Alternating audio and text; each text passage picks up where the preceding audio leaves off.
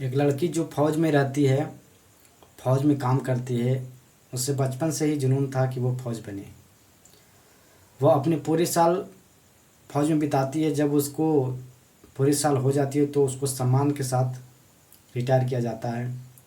Retire होने के बाद वह घर चली आती है। महिला महिला घर आने के बाद वह अपनी माँ के साथ अच्छी तरह से रहती है, लेकिन कुछ दिन के बाद उसकी माँ की मौत हो जाती है, जिसके कारण उसकी ज़िंदगी थोड़ा कठिन चलने लगती है।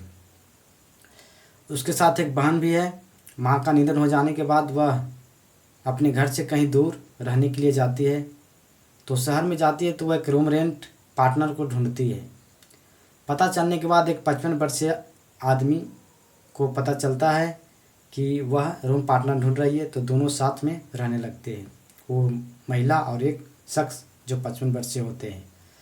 रहने के बाद उस महिला से उस आदमी को प्यार हो जाता है, लेकिन महिला को इसकी भनक भी नहीं लगती। तो आए कहानी शुरू करते हैं। एक ऐसी कहानी जो सुनेंगे तो आपके दिल दहल जाएंगे। देखो, ये कहानी एक रियल कहानी है जो हम सुनाते हैं। देखो, मेरे पास ये लगी है जिसमें हम लिखते हैं पूरी कहानी को और सुनाते हैं। ऐसे ये वास्तविक कहानी हम सुनाते हैं, कोई फेक नहीं होता है। तो चलिए हम शुरू करते हैं। कहानी शुरू करने से पहले आपसे एक रिक्वेस्ट है कि मेरे चैनल पर आप नए हैं तो ज़रूर सब्सक्राइब करें, लाइक करें और कमेंट भी करें ताकि हमें मोटिवेट मिले। तो चलिए हम कहानी शुरू करते हैं। तारीख थी 3 मई 2013। फौज में रह चुकी एक महिला अचानक अपने घर से रहस्यमय ढंग से गायब हो गई। माता पिता थे नहीं, इसलिए किराए के घर में वो एक 55 साल के शख्स के साथ रूममेट के तौर पर रहती थी। पुलिस ने छानबीन की तो पता चला कि महिला का कत्ल हो चुका है और उसकी लाश घर से दूर एक घाटी में पेड़ के नीचे गाड़ी गई है। इसके बाद जब कत्ल की पूरी कहानी खुली तो पुलिस अफसरों के होश उड़ गए। पूरी कहानी क्या है, पूरी कहानी सुने। इस कहानी की शुरुआत होती है 22 नवंबर 1976 से, जब मैक्सिको में इस महिला का जन्म हुआ। माता पिता ने उसका नाम मेरीबेल रामोस रखा और बचपन के दिनों में ही उसका परिवार अमेरिका चला गया। अमेरिका में रहने लगा। मैक्सिको में जन्म हुआ लेकिन अमेरिका में रहने लगा सभी परिवार। शुरू से ही रामोस का सपना था कि वो सेना में जाए। पढ़ाई लिखाई पूरी करने के बाद अगस्त 2001 में वह अमेरिकी सेना में भर्ती हो गई। हालांकि इसके ठीक एक महीने बाद ही 9/11 की आतंकी घटना घटी और रामोस को तुरंत इराक भेज दिया गया। 2 बार युद्ध क्षेत्र में अपनी सेवाएं देने के बाद 2008 में उसे सेना से सम्मानपूर्वक छुट्टी दे दी गई।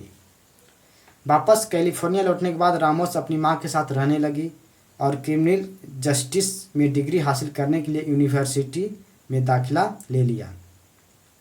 जिंदगी आगे बढ़ रही थी कि इसी बीच 2009 में उसकी मां का निधन हो जाती है। उसने कैलिफोर्निया के ऑरेंज में अपने लिए किराए पर एक अपार्टमेंट लिया और किराया शेयर करने के लिए एक रूममेट की तलाश करने लगी। एक दिन उसे केसी जॉय नाम के एक 55 वर्षीय शख्स के बारे में पता चला जो कोरिया का रहने वाला था और अपने लिए एक रूम तलाश रहा था। रामोस अपनी बहन लूसी को साथ लेकर केसी जॉय से मिलने गई और बातचीत के बाद उसे रूममेट बनाने का फैसला कर लिया। वोकल क्रिमिनल की रिपोर्ट के मुताबिक जॉय एक शांत स्वभाव का इंसान था जो किसी से न ज़्यादा मिलता जुलता था और न ही उसका कोई यार दोस्त था। ऐसे में रामोस को वो ठीक इंसान लगा। हालांकि धीरे धीरे जॉय ने रामोस के साथ नज़दीकी बढ़ानी शुरू कर दी। रामोस उसे एक दोस्त के तौर पर देखती थी, लेकिन जॉय के अंदर कुछ और ही चल रहा था। कहानी सुने, क्या हुआ, घटना आगे। अब वो रामोस की हर पार्टी और परिवार से जुड़े कार्यक्रमों में शामिल होने लगा था। उसकी ज़िंदगी में भी जॉय का दखल बढ़ने लगा था। वो साल 2012 की गर्मियों के दिन थे जब जॉय ने रामोस की बहन लूसी को कुछ बातचीत करने के लिए बाहर मिलने बुलाया। जॉय ने लूसी से कहा कि वो रामोस से प्यार करता है और उसे शादी करना चाहता है। उसकी बहन जो था, रामोस की बहन लूसी से जॉय बोल रहा है कि हम उसके बहन से यानी रामोस से प्यार करते हैं। उसकी बातें सुनकर लूसी हैरान रह गई। उसने जॉय को समझाया कि रामोस उसे केवल एक दोस्त मानती है। रामोस ऐसा नहीं चाहता, वह एक दोस्त मानती है और उनके बीच प्यार जैसा रिश्ता कोई गुंजाइश नहीं है। जॉय तो उसका उस वक्त कुछ नहीं कहा, लेकिन रामोस के लिए उसका जुनून और ज़्यादा बढ़ गया। रामोस का दिल जीतने के लिए जॉय ने नए नए हथकंडे अपनाना शुरू किए। अपनी उम्र से छोटा दिखने के लिए उसने $10,000 से भी ज़्यादा की प्लास्टिक सर्जरी करवाई। अपने चेहरे पर रामोस की पसंद का टैटू बनवाया, यहाँ तक कि उसे क्रूज पर साथ चलने के लिए ऑफर भी दिया। लेकिन ये सब से दूरी बनाकर रखा रामोस ने। एक दिन जॉय ने फ़ोन पर लूसी से कहा कि उसका बहन जो रामोस नहीं मिल रहा है। परेशान होकर वो फ़ोन पर बोला। उसने बताया कि रामोस सुबह से घर नहीं लौटी है और इस बारे में उसने इमरजेंसी नंबर 911 पर भी सूचना दी है।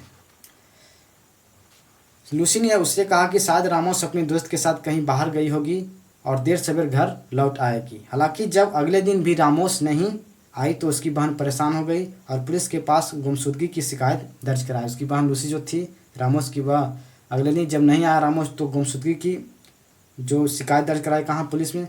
पुलिस ने सबसे पहले उसके अपार्टमेंट परिसर के सीसीटीवी कैमरों की फुटेज चेक की। सीसीटीवी कैमरों के चेक किया पुलिस ने। 2 मई यानी एक दिन पहले की फुटेज में रामोस आखिरी बार दिखी जब वो अपने घर का किराया जमा कर रही थी। रामोस दिखा। पुलिस ने उन सभी लोगों से पूछताछ शुरू की जिन्होंने रामोस को आखिरी बार देखा था। उसके रूममेट जॉय ने पूछताछ में पुलिस को बताया कि उसका और रामोस का किराए के लिए झगड़ा हुआ था क्योंकि वह अपने हिस्से की रकम नहीं दे पा रहा था। ये जॉय बता रहा है जो उसके साथ रह रहा था, यानी जो उससे प्यार कर रहा था। आगे कहानी सुने। इस बात से रामोस काफ़ी नाराज थी और उससे घर खाली करने के लिए कहा। जॉय ने बताया कि उसने अपने एक दोस्त से उसे धमकी भी दिलवाई। जॉय ऐसा बोल रहा है। जॉय ने कहा कि इसके बाद वो बाहर चला गया और जब लौटा तो रामोस वहाँ नहीं थी। बाहर चले गए, जब लौटा तो रामोस वहाँ नहीं थी। ये कहानी सुना रहा है किसको, पुलिस को, जॉय। हालांकि पूछताछ के दौरान पुलिस को उसकी बाहों पर ताज़े खरोच के निशान दिखे। जॉय के बाहों पर नया खरोच यानी ताज़ा खरोच लगा हुआ था, वो देखा। पुलिस ने जब इसके बारे में पूछा तो उसने एक और कहानी सुनाना शुरू किया। जॉय ने कहा वह कांटों वाली झाड़ियों में पौधे लगाने के लिए खुदाई कर रहा था। उसी दौरान एक खरोच आ गई। पुलिस रामोस का सुराग तलाशने में जुटी ही थी कि इसी बीच एक अहम बात का पता चला। क्या पता चला? दरअसल रामोस के लापता होने से ठीक 12 दिन पहले इमरजेंसी नंबर 911 पर कॉल किया था। उसने कहा था कि वो अपने रूममेट से खतरा महसूस कर रही है। ये रामोस 911 पर भी कॉल किया था। वह रूममेट जो था जॉय, उससे वह खतरा महसूस कर रहा था, ऐसा पुलिस को बताया था। किसने? रामोस ने। उसने कहा था कि वो अपने रूममेट से खतरा महसूस कर रही है। जॉय के बारे में कुछ अजीब बातें बताते हुए उसने कहा कि वो चाहती है कि वह रूम से निकल जाए। पुलिस को जब इस कॉल के बारे में पता चला तो उनका शक जॉय पर गया, है ना। ऐसा कहानी जब सुना पुलिस तो उस पर उसका शक रूममेट जॉय था, उसका साथी रामोस का उस पर शक गया और अफसरों ने उसका बैकग्राउंड खंगालना शुरू कर दिया। छानबीन में खुलासा हुआ कि जॉय एक हिंसक स्वभाव का इंसान है और उसकी सगी बहन ने उसे खुद से दूर रखने के लिए कोर्ट से आदेश जारी कराया था। अब पुलिस को पता चल चुका था कि जॉय एक ऐसा आदमी है जो गुस्से में आकर कुछ भी कर सकता है। ऐसे में पुलिस ने जॉय के पीछे जासूसों की एक टीम लगाई। जब ये सब पता चला तो रामोस के लापता होने के बाद जॉय का बर्ताव तेजी से बदला था। वह सोशल मीडिया पर पोस्ट लिखने लगा था और ऐसे जाहिर करता जैसे उसका बहुत गहरा दोस्त हो।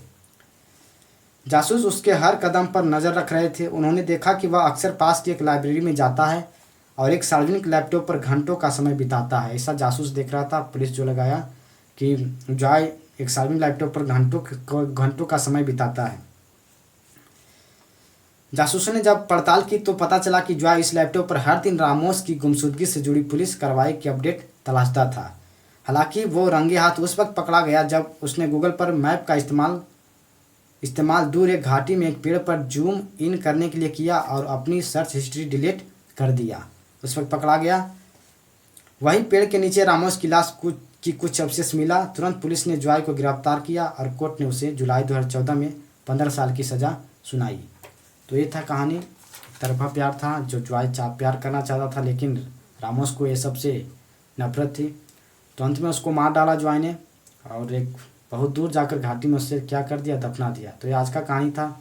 कैसा लगा कमेंट करें, आपको अच्छा लगा तो, और हमारे चैनल पे नहीं तो सब्सक्राइब करें, शेयर करें, लाइक करें ताकि हम ऐसे वीडियो बनाते रहें। हम एक रियल घटना सुनाते हैं जो ये लिखते हैं कहानी को पूरे अपडेट के साथ, पूरे रियल घटना के साथ, कुछ भी इसमें नहीं रहता फेक।